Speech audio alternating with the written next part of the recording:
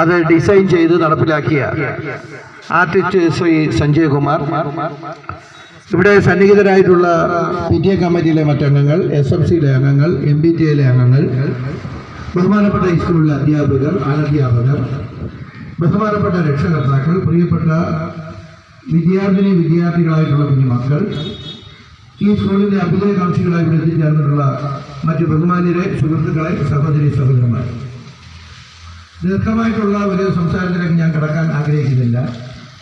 എനിക്കും തിരുവനന്തപുരത്ത് ഒരു പ്രോഗ്രാമിൽ പങ്കെടുക്കേണ്ടതായിട്ടുണ്ട്.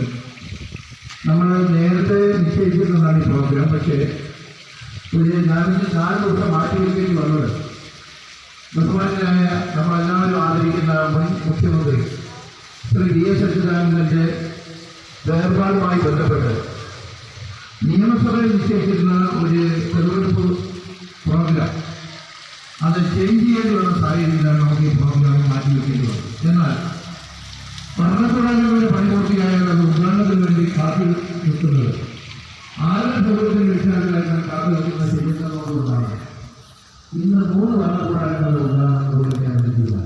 ഇത് കണ്ടിന്യൂ ചെയ്യണം കേട്ടോ. പരിപാടി അതേപോലെ തന്നെ ഫണ്ട് തന്നെ വിനിയോഗിച്ച് ഗവൺമെന്റ് LP സ്കൂളില് പ്രീ സ്കൂളിൽ ഒരു മനോഹരമായിട്ടുള്ള സ്മാർട്ട് ക്ലാസ് റൂം നിർമ്മിച്ചു. അതിൻ്റെയും ഉദ്ഘാടനം. അങ്ങനെ 4 പരിപാടികൾ സ്കൂളുകളിലാണ് നിശ്ചയിച്ചത്. ഈ 4 സ്കൂളുകളിൽ പോയതിനൊരു പ്രത്യേകത ഞാൻ കാണുന്നത്, 4 സ്കൂളുകളിൽ 3 സ്കൂളിലെ PTA പ്രസിഡന്റുമാർ വനിതന്മാർ. കൊക്കോതമംഗലം, അതേപോലെ തന്നെ കുളപ്പട, മരങ്ങാട്. ഉറിയാക്കോട് മാത്രമാണ് പുരുഷനായിട്ടുള്ള PTA പ്രസിഡന്റ്. ഞാൻ എന്തുകൊണ്ടത് സൂചിപ്പിച്ചു എന്ന് ചോദിച്ചാൽ, സ്ത്രീ ശാക്തീകരണത്തിന്റെ ഭാഗം തന്നെയാണ് ഈ തീരുമാനത്തിന്റെ പിന്നിൽ. നേരത്തെ നമ്മളെ എത്ര നിർബന്ധിച്ചാലും ഒരു വനിത PTA പ്രസിഡന്റ് ആവാൻ സമ്മതിക്കില്ല, SMC ചെയർപേഴ്സൺ ആവാൻ സമ്മതിക്കില്ല. പിന്നെ MBTA ആണുങ്ങളെ വയ്ക്കാൻ പറ്റില്ലല്ലോ. അതുകൊണ്ട് ആ സാഹചര്യത്തിൽ അവരാകുന്നതേ ഉള്ളൂ. ഇവിടങ്ങളിലെല്ലാം പുരുഷന്മാരെക്കാൾ നന്നായി വനിതകൾക്ക് പ്രവർത്തിക്കാൻ കഴിവുണ്ടെന്നുള്ളത് കൊണ്ടാണല്ലോ എല്ലാവരുമായി, പുരുഷന്മാരും സ്ത്രീകളുമായി ചേർന്ന് വനിതകളെ PTA പ്രസിഡന്റ് ആക്കിയത്.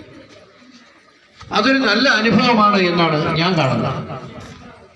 സ്ത്രീ പുരുഷ സമത്വം എന്ന് പറഞ്ഞിട്ട് മൈക്കിലൂടെ പ്രസംഗിച്ചാൽ അത് വരില്ല. തുല്യ അവസരങ്ങൾ കൊടുക്കണം.